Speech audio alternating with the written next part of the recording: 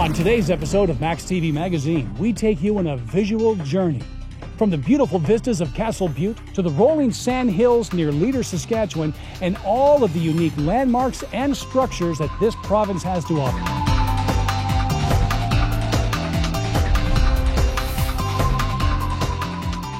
Hello and welcome to another edition of Max TV Magazine. I'm your host, Brad Grass, and today we take you on a visual tour of deserted Saskatchewan. Now, when I say deserted Saskatchewan, I mean deserted in the visually mind-blowing sense of the word, because we often forget, living here in this big, beautiful province, just how geographically diverse it is.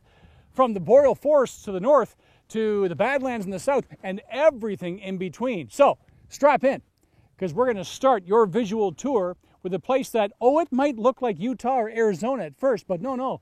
We're going to take you to Castle Butte in the beautiful Big Muddy.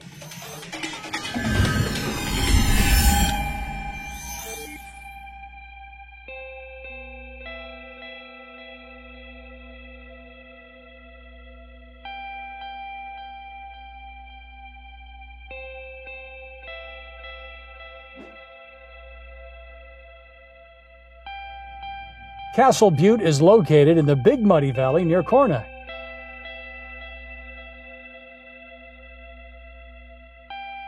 The South Saskatchewan landscape has a very dreamlike nature that attracts many photographers and explorers.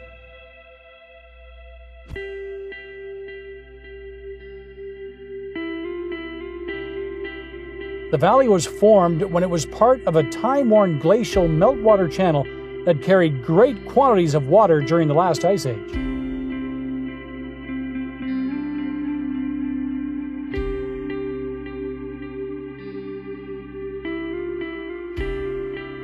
Rising 70 meters in height, it served as a landmark to First Nations people, the Northwest Mounted Police, and early settlers.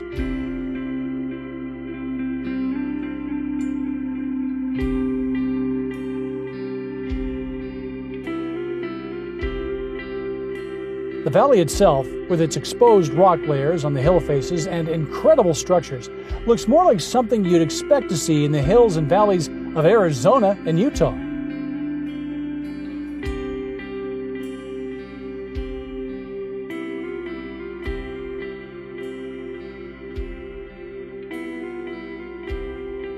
The scene from the top is incredible, but walking around it on the narrow path halfway up is equally impressive.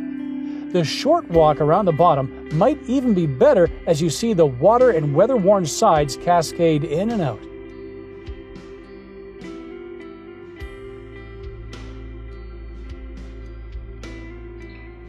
My name is Maria Weiland, and I am kind of traveling around southwest Saskatchewan to see the kind of hidden gems of this province, capturing some light with my camera here and kind of catching the beautiful living skies of Saskatchewan.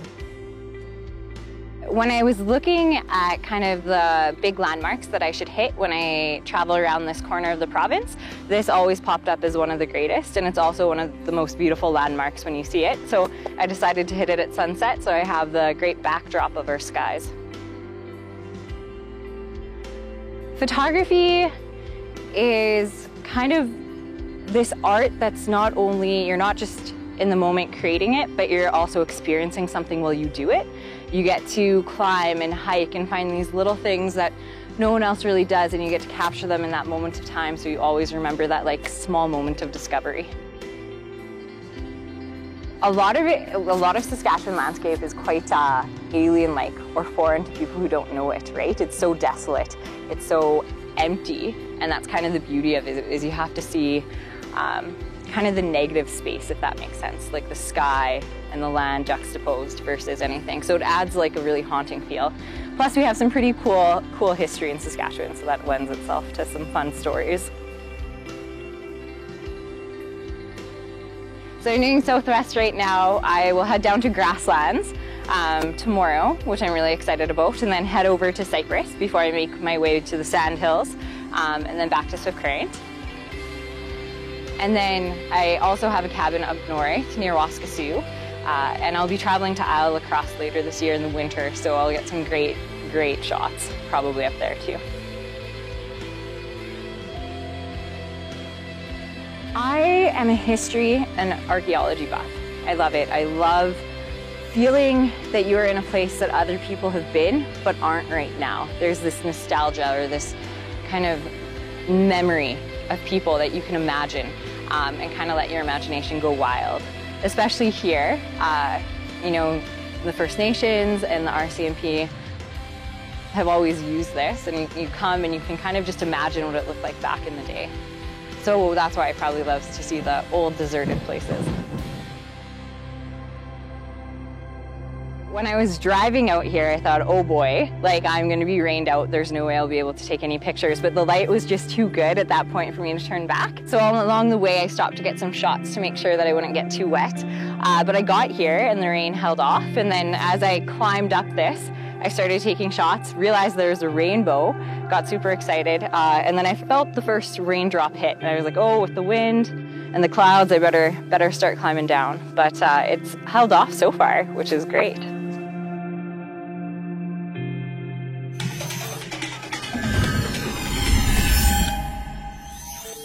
It's not unusual as you travel throughout Saskatchewan to come across the odd abandoned building, whether it's an abandoned church or school or barn, and every one of them has a quiet beauty, its own unique je ne sais quoi, if you will. Each one of them is a photographer's dream.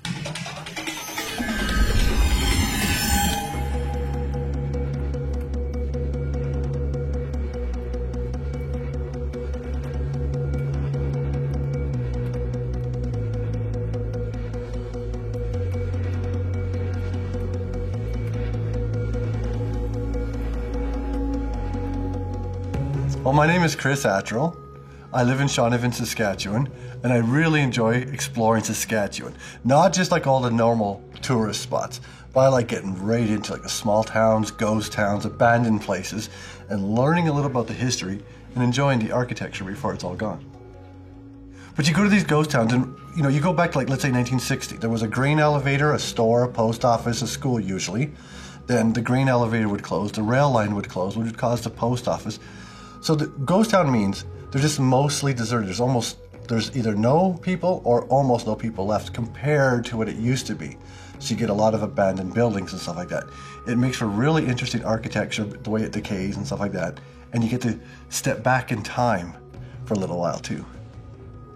Well, it's like a living museum. You sort of drive through some of these towns and some of the original buildings are still standing, even if they're in decay. And so they're interesting. You get to try to imagine what it must have been living like in those times when they settled the province. Because in historical sense, 100 years is actually not that long a period of time, but in Saskatchewan, that's how long it's been since the settlers arrived. So you get to see this stuff with your very own eyes. Okay, well, Ghost Town Trail is pretty much considered to be Highway 13 in southwest Saskatchewan, where it seems like almost every other town has disappeared or almost disappeared. On the other hand, some towns have also come back to life or are stronger than before. You look at towns like Scottsgard, which is just near Shaunavon. It used to have 250 people at one point. It had all the amenities. Now it's down to just one family, handful of buildings, all owned by the same person. And you just, you look at all the stuff and you go, this used to be a town, now it's not. That town lost a grain elevator and a hotel burnt down, and from then it was doomed. Just over a week ago, I did a photo tour with Pete Ryan of National Geographic in the Leader, Saskatchewan area, including the Sandhills. We just went around there to go look at all the old historic buildings, you know, and talk to a couple of the owners who grew up in these houses in the area, learned all the stories, like it was mostly a German area, Ukrainian, hearing stories about how they'd get married at 15 years old, or Uncle Joe had a polio and that was his bedroom. It was a very unique, it's not just about the photography now, taking cool pictures. You're hearing the personal stories and you understand the struggle and the real hardship that they endured. They didn't just pass them, they endured them. And the Great Depression hit that area much harder than the rest of the province. So for anyone to have survived that area back then, got to be one tough family. I think the one thing that they find most surprising about Saskatchewan is that there's more to it than just, you know, they drive down Highway 1, you see the grain elevators in the small towns. They actually come to places and they actually get a better sense of like community in Saskatchewan. You can tell that from places like Alberta. Everybody here knows everybody in these small towns. They all have little libraries. every other town has a little museum, or at least somebody's trying to preserve the church. They're trying to preserve the old school. They're doing something to keep a little bit of that past. That's what makes Saskatchewan so unique from every other place, is that they don't just bulldoze everything down and forget about it. They actually make a really big effort to preserve some history for other people to enjoy. And I really appreciate that. So I was experimenting last year with going to some of these abandoned places and doing time-lapse videos so you can see the stars moving behind them. This way I'm trying to give it an isolation feeling, because those people back in those days were very isolated. They lived in an era mostly without phones. They didn't have a lot of TV. There was some radio. So you can sometimes spend months at your own house without going anywhere. You didn't know what was going on. So that feeling of isolation is the one thing I always think about when I see those abandoned farmsteads. Nighttime time lapses sort of gives you that feeling, like how isolated and how lonely it must have been for those people. It is, it's a hunt for adventure, and if you go on it and you don't really plan what you're doing, and you just head out there and just know you want to enjoy this day taking pictures and finding new stuff, be open to, like, let's try this road, let's try this grid road, and just keep exploring. It is a deeply satisfying. You don't have to drive fast, you don't have to worry about getting there on time, because who cares? You just cruise it, and it is a very, very satisfying experience. Oh, isn't this beautiful? Did you know that Saskatchewan has about 100,000 fresh bodies of water? And in all that fresh water and its tributaries, it also has desert. Now, I know when you think desert and rolling sandhills, you think Egypt or Lawrence of Arabia. But I'm telling you, you don't need a passport to enjoy those beautiful sandy vistas. All you need to do is hop in the car and head on down to Leader, Saskatchewan and the Great Sandhills.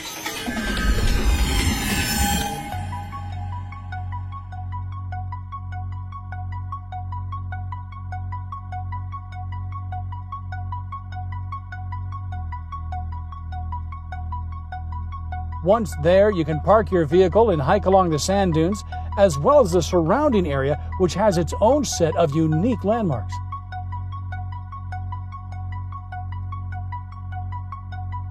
The memorial on the top of the hill is the Great Sandhills Hanging Cowboy Boots.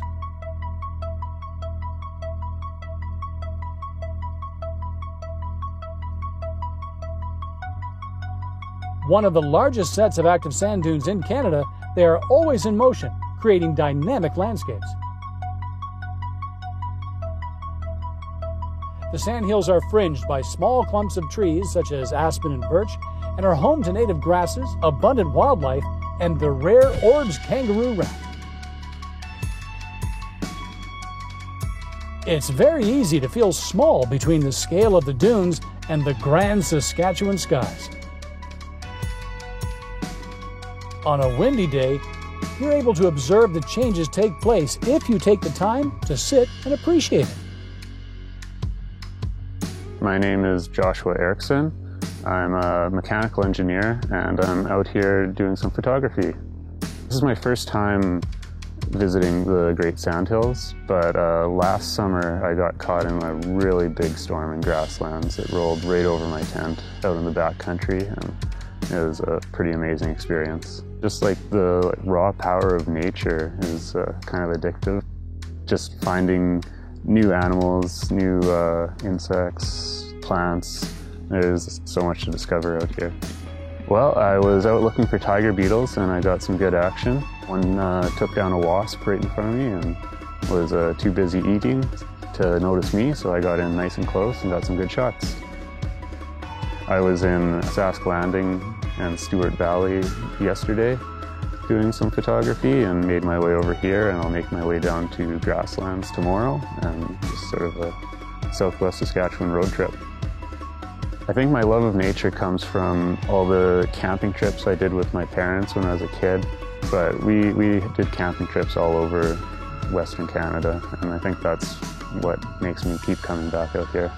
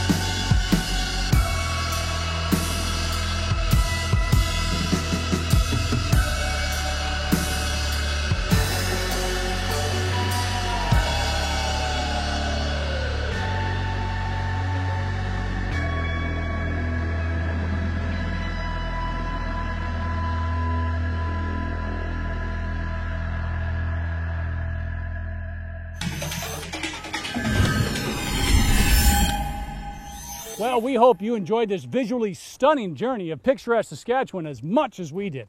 And you know, you can't swing a walking stick without hitting a nature trail somewhere, so put on your hiking shoes, get out there, and enjoy everything that Saskatchewan has to offer. Until then, we'll see you out in the trail.